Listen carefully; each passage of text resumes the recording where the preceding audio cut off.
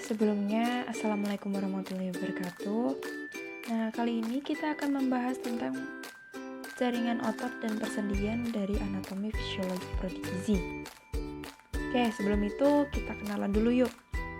Nama aku adalah Rizkita Duyanggi Putra Kristiani. Aku berasal Universitas Islam Negeri Wali Songo Semarang dengan NIM 220702674 prodi gizi kelas 2C dengan dosen pengampu Ibu Tabgita. Apa aja sih topik yang akan atau outline yang akan kita bahas untuk kali ini? Yang pertama itu kita akan membahas tentang jaringan otot, persendian, dan makanan apa sih yang baik bagi otot dan persendian itu. Gak mungkin dong kalau misal kita cuma bahas pengertian, kita juga harus dong bahas makanan apa sih yang baik bagi otot dan persendian itu. Pertama-tama di sini kita akan bahas tentang si jaringan otot ini dulu ya. Apa sih jaringan otot itu? Jaringan otot itu merupakan jaringan lunak pada tubuh yang membantu mengendalikan pergerakan tubuh manusia. Jaringan otot terdiri dari sel-sel panjang dan berserat yang dapat berkontraksi dan membesar, sehingga dapat membuat desakan pada otot untuk bergerak. Selanjutnya, kalau ada pengertian, kita beralih ke fungsi nih. Apa sih fungsi dari jaringan otot sendiri? Di sini kita ambil contoh aja 3 ya. Yang pertama itu menjaga tubuh tetap stabil. Seperti apa sih menjaga tubuh tetap stabil ini maksudnya gimana? Di jaringan otot itu tuh ada otot lurik yang berada di sekitar perut hingga punggung. Hal inilah yang nantinya berfungsi sebagai penopang tubuh dan melindungi tulang belakang. Selanjutnya ini ada fungsi dari jaringan otot ini selanjutnya ada membantu pernafasan. Dalam membantu pernafasan ini tuh otot yang bekerja adalah diafragma yang terletak di bawah paru-paru. Contohnya tuh seperti apa sih? Contohnya tuh seperti saat menarik nafas. Ruang paru-paru akan membesar, setelah itu otot diafragma akan kembali relaksasi dan udara yang telah diolah paru-paru akan didorong keluar. Terus yang ketiga ini ada membantu buang air kecil. Jadi si jaringan otot ini fungsinya ini contohnya tuh seperti terdapat pada otot polos yang membantu keluarnya urin dari dalam tubuh. Otot polos yang berada di kandung kemih akan berkontraksi agar urin keluar. Ini ada gambarnya nih. Selanjutnya kalau ada fungsi, kita juga harus kenalan dong dengan struktur-struktur otot ini. Struktur otot ini tuh ada tendon, ada fascia, ada muskus, dan lain-lainnya. Kita bahas satu-satu dulu ya. Yang pertama itu ada tendon. Apa sih tendon ini? Tendon adalah jaringan ikat tebal yang mengikat otot pada tulang. Tendon berfungsi sebagai katrol yang membantu otot menggerakkan sendi. Jadi bukan hanya sumur yang punya katrol, manusia ini juga punya katrol. Katrolnya ini tendon ini. Kalau nggak ada tendon, maka gerakan si sendi ini kayak kurang maksimal aja gitu. Terus ada fascia. Dia tuh merupakan atau biasa kita kenal biar gampangnya adalah selaput otot. Di badan kita itu ada di mana-mana, baik di otot, terus tendon yang tadi, terus ada ligamen dan organ. Jadi si fascia ini tuh dia tuh tersebar gitu di tubuh kita. Atau si selaput otot ini tuh dia tersebar gitu di tubuh kita. Terus apa sih fungsi dari fascia ini? Dia tuh membantu kelancaran sirkulasi darah. Jadi sirkulasi darah kita tuh biar lancar karena si fascia. Ada muskus atau otot. Dia merupakan jaringan dalam tubuh manusia dan hewan yang berfungsi sebagai alat gerak aktif yang menggerakkan tulang. Kalau nggak ada si muskus ini, maka tulang-tulang kita akan jadi kaku. Selanjutnya ada struktur lainnya. Ini adalah yang disebut dengan fascicles atau vesiculus. Dia juga disebut sebagai seikat atau bundel. Dia itu berupa otot lurik yang dikelilingi oleh perimisium, sejenis jaringan ikat. Fungsinya yaitu sebagai pembentuk otot. Selanjutnya ada endomisium. Endomisium ini tuh lapisan terdalam yang menyelubungi miofibril atau satuan serabut otot. Endomisium ini berfungsi untuk membungkus tiap fibra otot. Jadi ini semisal ada fibra otot, ini si endomisiumnya itu yang membungkus. Terus ada perimisium. Perimisium ini tuh kalau sempat disinggung sebelumnya ya, ada yang di vesikulus itu ya. Nah, nih kita bahas nih ya perimisium. Perimisium apa sih? Perimisium adalah lapisan bagian tengah yang menyelubungi sekumpulan serabut otot. Perimisium berfungsi memisahkan antara fibra otot atau vesikulus. Jadi dia sebagai pemisahnya. Nah, terus selanjutnya itu ada epimisium. Nah, apa sih epimisium ini? Epimisium adalah lapisan yang membungkus otot. Dia berfungsi mengontrol segala sesuatu mulai dari sirkulasi hingga pemrosesan makanan dan membantu dalam pergerakan kerangka ketika otot berkontraksi. Jadi saat otot berkontraksi, si epimisium ini yang membantu. Terus ada struktur lainnya, dia ada kayak sarkolema. Apa sih sarkolema ini? Dia merupakan membran plasma dari serat otot yang membungkus sarkoplasma. Jadi si sarkoplasma ini dibungkus oleh si sarkolema ini. Itu dia berfungsi sebagai penghalang antara kompartemen ekstraseluler dan intraseluler. Dia mendefinisikan serat-serat otot dari seputarnya. Nah, terus selanjutnya ada myofibril. Myofibril itu apa sih sebenarnya? Dia adalah elemen kontraktil jaringan otot rangka. Dia berdiameter 1-2 mikrometer dan terdiri dari struktur yang lebih halus lagi, yaitu myofilamen atau biasa disebut dengan filam. Oke, kalau sebelumnya di myofibril udah dibahas tentang filamen itulah. Nah, ini ada nih, filamen itu apa sih? Filamen adalah benang-benang tipis yang tersusun dari aktin dan protein. Filamen memiliki fungsi utama untuk menjaga bentuk sel agar tidak berubah. Jadi, sel-sel di tubuh kita ini bentuknya tetap sama atau tetap stay seperti itu. Dia karena ada si filamen ini yang mempertahankan bentuk dari setiap sel itu sendiri yang ada di tubuh manusia. Gitu. Oke. Selanjutnya ini ada karakteristik jaringan otot. Kalau sebelumnya ada struktur, ada fungsi, ada pengertian. Di sini kita bahas tentang karakteristik dari jaringan otot ini sendiri. Di sini ada 3. Yang pertama itu ada kontraktibilitas, ada ekstensibilitas, ada elastisitas. Nah, apa sih tiga-tiganya ini? Kita kenalan yuk.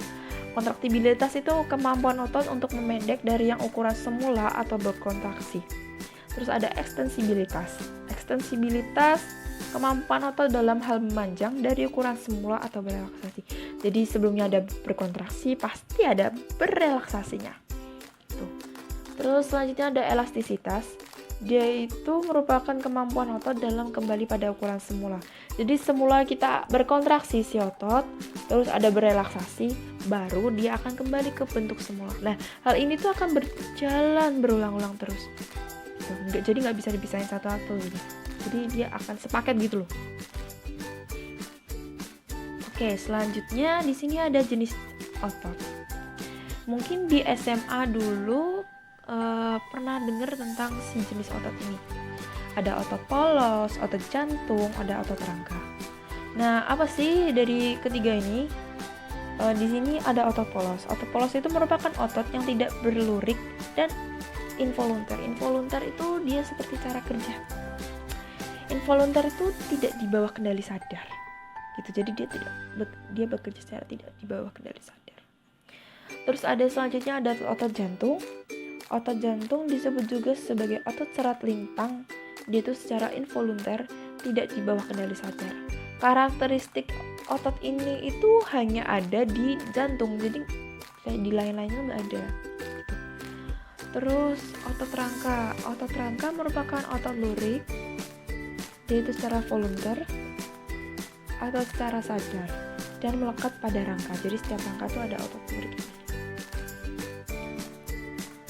Oke, kalau sebelumnya kita kenalan tentang otot jantung, otot polos, otot lurik dan lain-lain itu. Nah, sekarang kita kenalan lagi tentang perbedaan dari ketiganya. Mungkin dulu sempat kayak kebalik-balik nih, otot polos yang mana, otot rangka yang mana, otot jantung yang mana. Oke, yang pertama di sini ada otot polos. Otot polos ini letaknya itu di lambung, uterus, kantung urin, dan pembuluh darah. Nah, kalau si otot rangka ini dia terletak di rangka, pastinya namanya otot rangka. Oke, selanjutnya itu ada otot jantung. dia itu terletak di dinding jantung. Terus untuk bentuk serabutnya, kalau si otot jantung ini dia beraturan, sama seperti otot rangka dia beraturan juga. Kalau si otot polos dia tidak beraturan. Untuk jumlah intinya otot polos itu 1, kalau otot rangka itu banyak. Kalau otot jantung ini sama seperti otot polos, dia hanya memiliki jumlah inti 1. Inti sel maksudnya. Terus letak intinya itu kalau di otot polos itu di tengah, kalau otot rangka di tepi, kalau otot jantung itu di tengah. Kalau untuk kecepatan respon dari otot rangka sendiri dia itu cepat. Kalau untuk otot jantung dia itu sedang. Kalau untuk otot polos itu dia lambat. Gitu. Untuk cara kerjanya tuh dia seperti yang tadi ya dijelaskan sebelumnya kayak volunteer gitu. Untuk cara kerjanya si otot polos ini tuh dia tidak sadar. Kalau otot rangka dia sadar. Kalau otot jantung dia tak sadar. Untuk kemampuan kontraksinya itu otot polos itu cenderung lama daripada otot rangka dan otot jantung. Jadi kalau otot rangka itu cuma sebentar, kalau otot jantung itu sedengan lah gitu, di tengah-tengah gitu. Oke, selanjutnya kalau kita bahas tentang sebelumnya itu ada perbedaan, kita lanjut ke subbab berikutnya itu ada sifat kerja otot. Nah, sifat kerja otot ini tuh ada beberapa nih. Yang pertama ada antagonis. Antagonis merupakan kerja otot yang kontraksinya menimbulkan efek gerak berlawanan. Kalau nginget-ngingetnya kalau antagonis itu jahat gitu. Dia kayak berlawanan terus. Dia pertama ada ekstensor, itu meluruskan. Terus flexor, ada membengkokkan. Terus selanjutnya ada abduktor. Abduktor ini temannya adduktor. Kalau abduktor dia menjauhi badan, kalau adduktor dia mendekati badan. Terus ada depressor, terus temennya tuh ada adduktor juga. Beda ya, tapi beda ini. Kalau depressor dia ke bawah, kalau adduktor dia ke atas. Tuh. Terus sifat kerja lainnya itu ada sinergis. Sinergis itu merupakan dua otot atau lebih yang bekerja bersama-sama dengan tujuan yang sama. Kalau tadi ada antagonis, berarti ada sinergis dong. Terus contohnya itu seperti pada saat bernafas di mana otot antara tulang rusuk bekerja bersama. Seperti tadi gitu yang dijelasin di sebelum-sebelumnya. Oke, lanjut lagi ya. Nah, ternyata itu otot juga bisa ngalami gangguan loh kalau kita nggak rawat, bener-bener nggak ngerawat tubuh kita. Nah, apa sih ini? Aku kasih 3 contoh aja ya. Yang pertama itu ada distrofi otot. Apa sih distrofi otot ini? Distrofi menyebabkan otot melemah. Gangguan ini bersifat genetik alias diturunkan dari orang tua ke anaknya. Jadi kalau si orang tua ini mengalami distrofi, kemungkinan anaknya juga bisa kena. Nggak menutup kemungkinan sih anaknya bisa kena. Terus penyebabnya adalah mutasi gen yang berperan menjalani fungsi dan pembentukan struktur otot. Pada kasus yang parah, distrofi otot tuh bisa mempengaruhi jantung dan otot pernafasan. Jadi kalau semakin dibiarkan, gak diobati, mungkin akan mempengaruhi jantung dan pernafasan juga. Oke, terus ada penyakit Parkinson. Mungkin kalian pernah dengar cerita lah tentang ada Parkinson sebenarnya apa sih? Nah, kita kenalan ya. Parkinson itu sebenarnya disebabkan karena sel-sel saraf otot tidak menghasilkan cukup dopamin. Jadi dari sel saraf otot tuh nggak menghasilkan dopamin secara kayak benar-benar normal gitu. Nah, Parkinson juga merupakan penyakit genetik dan dipengaruhi oleh usia yang sudah tua. Jadi bukan hanya genetik, Parkinson ini juga bisa dialami oleh para orang tua gitu. Terus ada yang selanjutnya ada tendinitis. Tendinitis itu apa sih? Dia tuh adalah radang otot yang terjadi akibat jaringan fleksibel penghubung otot ke tulang atau tendon yang tempat kita bahas tadi yang di struktur itu bengkak parah. Gangguan ini biasanya terjadi di pergelangan tangan, pergelangan kaki, siku, bahu, dan lutut bahkan. Oke. Selanjutnya, setelah kita bahas tentang jaringan otot, kita bahas temannya si jaringan otot ini. Ini ada persendian. Oke, sama sih strukturnya gini. Persendian itu kita bahas tentang pengertiannya dia dulu ya. Dia itu merupakan hubungan fungsional antar tulang yang mana menghubungkan bagian tulang.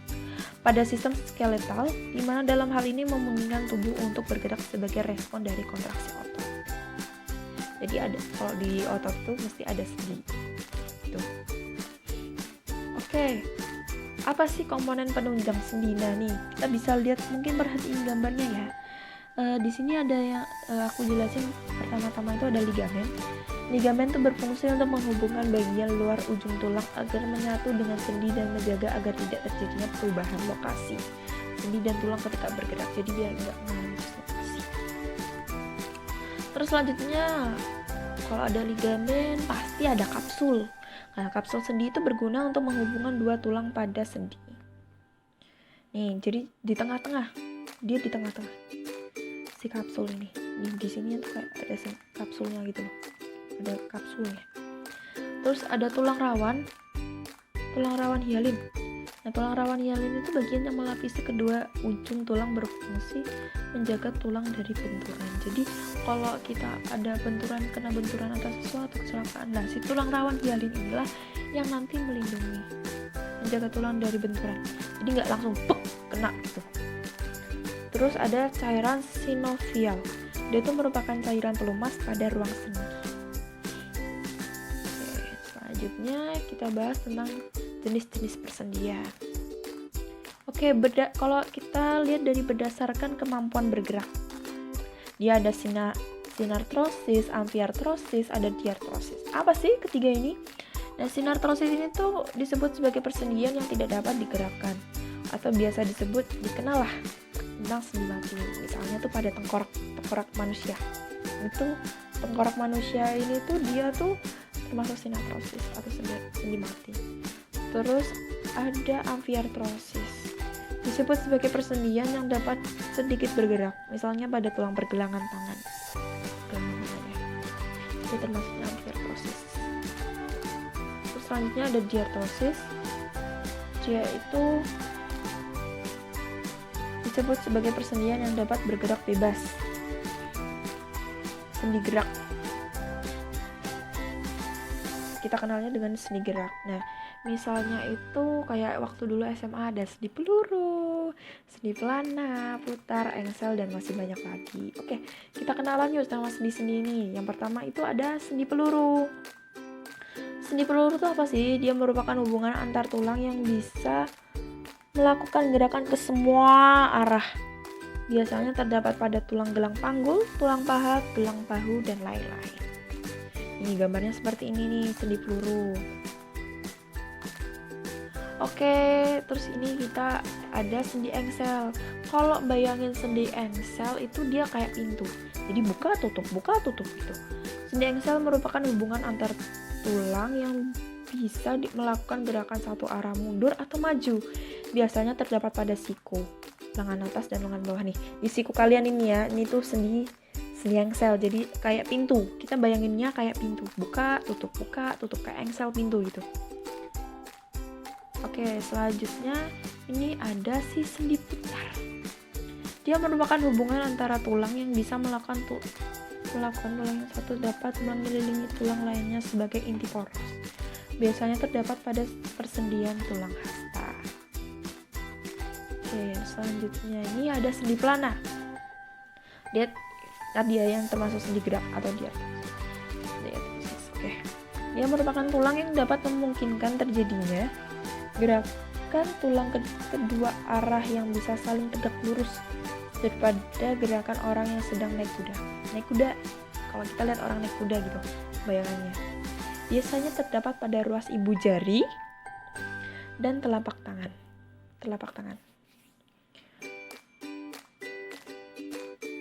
Oke, selanjutnya ada sendi geser.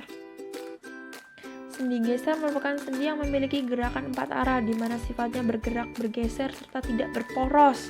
Jadi semisal tuh sendi yang lainnya ada porosnya, kalau ini nggak berporos. Biasanya terdapat pada pergelangan tangan dan kaki atau anggota tubuh lainnya. Oke, terus kita bahas jenis persendian yang lain yuk. Ini ada berdasarkan jaringan penghubungnya. Ada persendian fibrous, merupakan persendian yang dihubungkan oleh jaringan penyambung padat yang mengandung banyak serabut kolagen dan menghasilkan sedikit gerakan atau tidak sama sekali. Terus ada persendian kartilago dan sinovial. Kita ke kartilago dulu. Kartilago merupakan persendian yang dihubungkan oleh kartilago hialin atau fibrokartilago. Nah, selanjutnya tuh ada sinovial. Sinovial itu merupakan jenis persendian terbanyak di tubuh kita. Persendian yang komponennya terdiri dari rawan sendi, kapsul sendi, dan sinovial. Membran yang akan menghasilkan cairan sinovial. Oke, kalau tadi itu ada gangguan pada otot, ternyata sendi kita tuh juga bisa mengalami gangguan. Itu seperti artritis, ankylosing spondylitis, rheumatoid arthritis. Apa sih nama-nama ini? Kita kenalan ya. Artritis atau yang biasa disebut dengan radang sendi atau yang sering disebut juga dengan artritis. Banyak sih orang yang mengenal dengan sebutan radang sendi atau artritis ini. Dia itu merupakan suatu kondisi yang ditandai dengan pembengkakan dan timbulnya pada rasa sakit pada persendian. Ini tuh mungkin bisa dialami oleh mungkin orang tua ataupun kayak kita nih masa-masa remaja ini bisa, terus dewasa orang tua juga bisa mengalami. Terus selanjutnya itu ada ankylosing spondylitis. Dia itu menyebabkan tulang-tulang kecil pada tulang-tulang belakang ini, tulang-tulang belakang tubuh kita nih. Di punggung ini kan ada tulang-tulang belakangnya. Nah, dia tuh mengalami melebur dan menyatu. Nah, seperti gambar ini yang disajikan di PowerPoint yang tadi. Terus selanjutnya ada rheumatoid arthritis. Apa sih ini? Nah, rheumatoid ini tuh biasa disebut dengan rematik. Terjadi saat sistem imun tidak dapat bekerja dengan baik. Nah, dia tuh menyerang dinding sendi yang disebut dengan synovium. Yang jadinya tangannya nanti kayak gitu nih. Kalau rheumatoid gitu. Oke. Kalau kita tadi udah belajar tentang jaringan otot, pengertian, struktur, fungsi, terus sendi juga kita belajar tentang pengertian, struktur, dan fungsi. Kita beralih ke makanan yang baik bagi sendi dan otot. Biar apa sih kita tujuan mempelajari dari makanan yang baik ini supaya nantinya kita bisa menjaga tubuh kita gitu, biar terhindar dari penyakit-penyakit ini gitu. Makanannya itu ada susu dan produk olahannya, ikan, kacang-kacangan, sayuran hijau, telur, buah-buahan, bawang putih gitu. Tapi itu dari semua makanan yang disajikan ini, kalau misalnya kita mau menjaga tubuh, jadi kita nggak boleh kelebihan ataupun kekurangan. Jadi kita harus makan dengan porsi umum tubuh kita aja, porsi normalnya, jangan lebih-lebih, jangan kurang-kurang gitu loh, biar tubuh kita tetap stabil gitu. Oke, sekian dari pembahasan kita hari ini. Mungkin ada satu kalimat yang ingin saya ucapkan untuk teman-teman biar bisa jadi kayak motivasi. Sehat adalah impian untuk semua orang, bukan hanya aku, tapi untuk kalian yang nonton video ini gitu. Sehat adalah impian semua orang, jadi kita harus mensyukuri tentang kesehatan yang kita miliki sekarang gitu. Oke, sekian, terima kasih. Wassalamualaikum warahmatullahi wabarakatuh.